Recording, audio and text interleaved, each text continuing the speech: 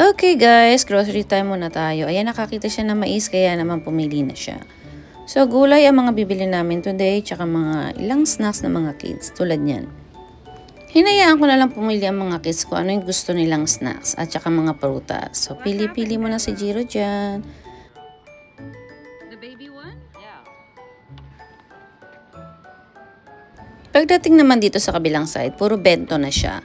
So makikita nyo dito na sari-saring bento, kung ano yung mga gusto ninyo. Meron silang mga katsu, curry with egg, fish. Tulad nito, meron silang squid, tempura, at iba pa na tulad nito, hamul or hanul. Yung mga side dish ng Korean, side dish din dito sa Japan. Masarap yan. Isa yan sa mga kinukuha ko palagi.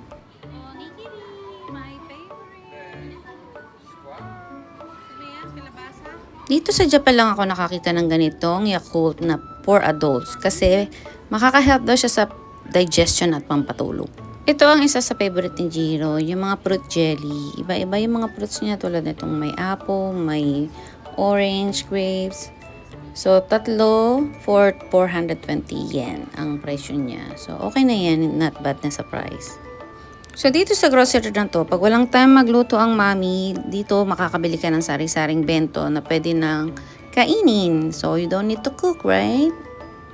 Dito naman sa bakery nila, meron silang ginawang croissant na hugis bow tie. So, this is for Father's Day. So, Happy Father's Day sa'yo, Daddy Joe. At natuwa pa nga siya dito sa isang nakita niyang bread na nakabelat daw. Ayan no, yan is ham na merong cheese and corn. So, magkaibang combination. So, dito lang yan sa Japan na marami ka makikitang mga tinapay na iba-iba ang palaman. So, try nyo na lang dahil masasarap ang kanilang bread.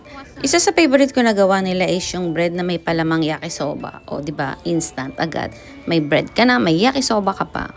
So, ayan, kumuha pa sila ng churros.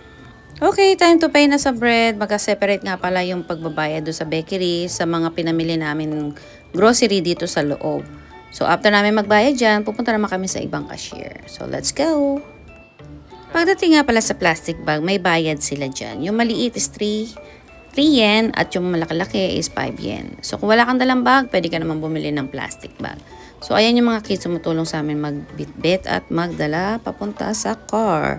So, thank you guys sa panonood at support. Goodbye!